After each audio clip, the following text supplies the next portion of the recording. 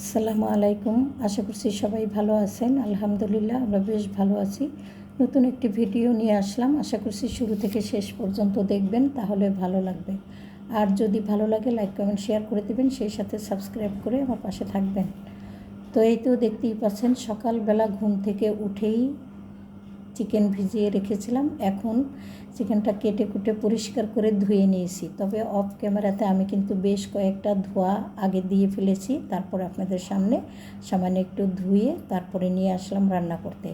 আর এদিক থেকে আমি কিন্তু মশলাটা আগেই কষিয়ে নিয়েছি, কেননা এখনও পর্যন্ত কিন্তু আমার ছেলেরা ঘুম থেকে ওঠেনি।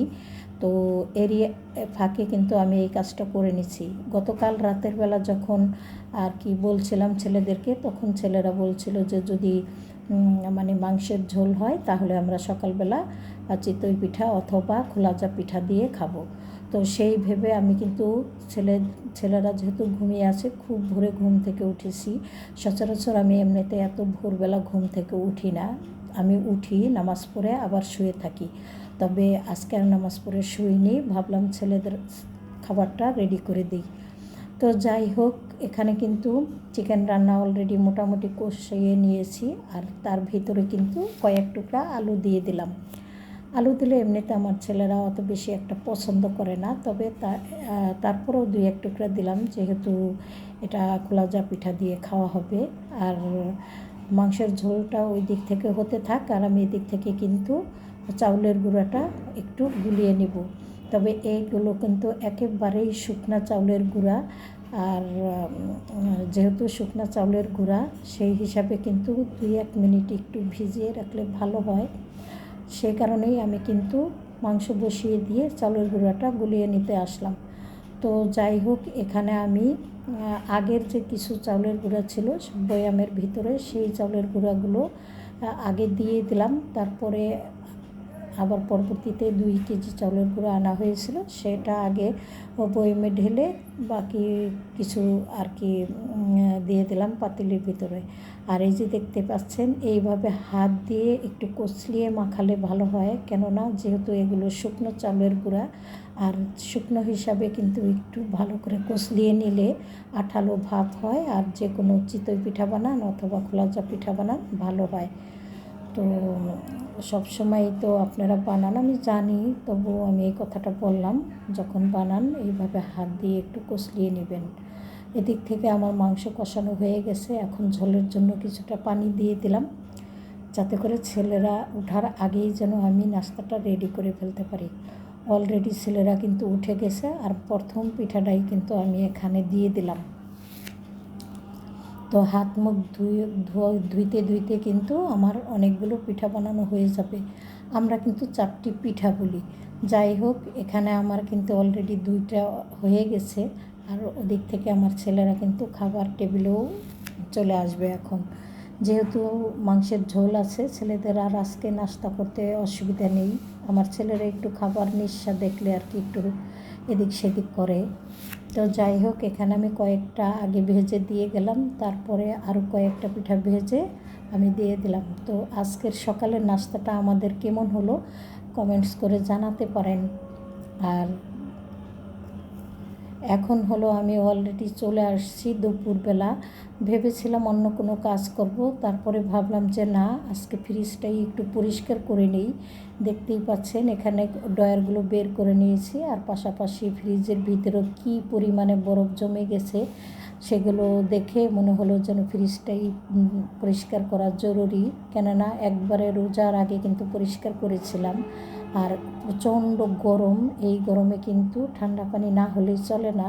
আর তারপরেও আমের সিজন, ভাবছি কিছু আম যদি ফ্রোজেন করে রাখি, কাঁচা আম, তাহলে তো ফ্রিজটা আগেই পরিষ্কার করা দরকার। তা না হলে যদি ফ্রিজ থেকে আম বের করে রাখা হয়, সেই আমগুলো কিন্তু আবার নষ্ট হয়ে যায়, মানে একটু নরম হয়ে যায়।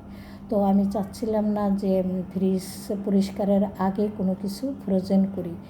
আর ফ্রিজের মোটামুটি রোজার ভিতরে যে বাজার করেছিলাম, বেশ কিছু বাজার কিন্তু এই পর্যন্ত খেলাম। তো সেই কারণে সব বাজার শেষ করে আমি আর কি ফ্রিজটা পরিষ্কার করে নেওয়ার চেষ্টা করলাম। তারপরেও তো একেবারে শেষ করা যায় না, কিছুটা তো রয়েই যায়।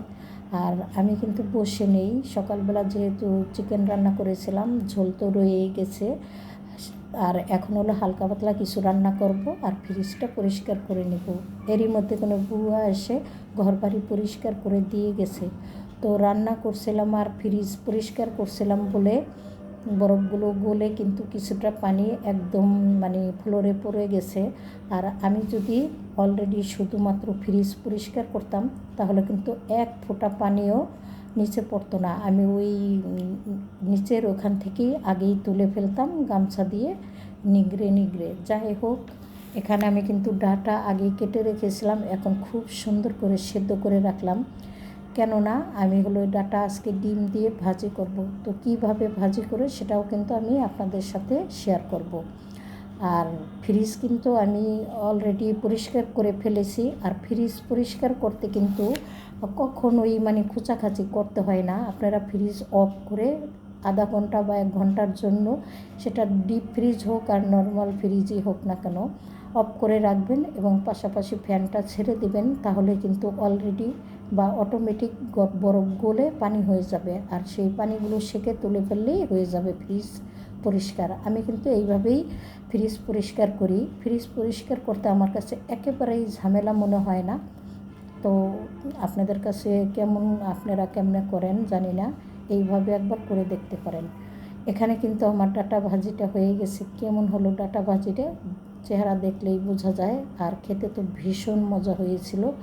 অলরেডি আমি কিন্তু পুঁই শাকটা ভিজিয়ে খুব সুন্দর করে ধুয়ে নিয়েছি, অফ ক্যামেরাতে বসিয়েও দিয়েছি। আর কালারটা দেখলে মনে হয় যে শাক যদি রান্নাই করি আর এত সুন্দর সবুজ কালার না থাকলে খেতে কিন্তু ভালো লাগে না।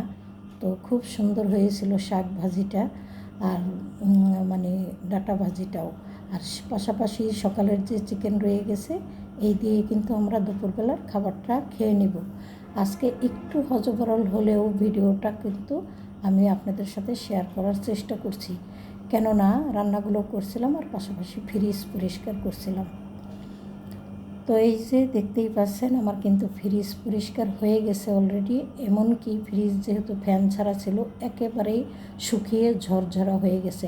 এক বিন্দু বা এক ফোঁটা পানিও কিন্তু ফ্রিজের ভিতরে নেই। এখন আমি হলো ফ্রিজের যতটুকুই মাছ মাংস আছে বা যা যা আছে সেগুলো আমি ড্রয়ারে করে ফ্রিজে রেখে দেব।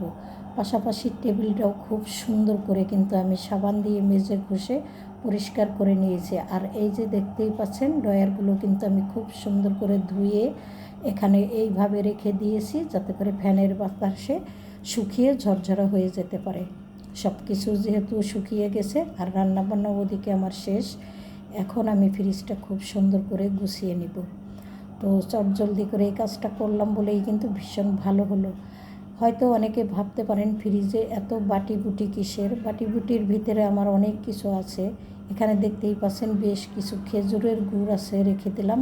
আর এই যে কিশমিশ বাটির ভিতরে আছে, কাজু বাদাম, পেস্তা বাদাম, এই যে দেখতেই পাচ্ছেন আলু বোখারা আছে, সেই সাথে আছে হলো টক দই, আরও পাশাপাশি বেশ কিছু জিনিস আছে। এই যে দেখছেন তেঁতুল আছে, এখানে কিছু মটরশুঁটি রেখে দিয়েছিলাম ফ্রোজেন করে, আরও বিভিন্ন রকমের জিনিস আছে। তো এই ড্রয়ারে মোটামুটিভাবে আমি এরকমভাবেই রাখতে চেষ্টা করি। পাশাপাশি যদি দুধ আনা হয় তাহলে আমি ওই দুধগুলোও কিন্তু উপরে ড্রয়ারে রাখি। ফ্রিজ কিন্তু একেবারেই ফাঁকা, তারপরেও আপনাদের সাথে একটু শেয়ার করলাম। আর এখন হলো বিকেলবেলা, ছেলে হলো আইসক্রিম নিয়ে এসেছে, প্রচণ্ড গরম, আইসক্রিম খেতে কিন্তু ভালোই লাগে। তো ভাবছি আপনাদের কাছ থেকে আইসক্রিম খাবো আর বিদায় নিব। ভুল ত্রুটি ক্ষমা সুন্দর দৃষ্টিতে দেখবেন। আল্লাহ হাফেজ, আসসালামু আলাইকুম।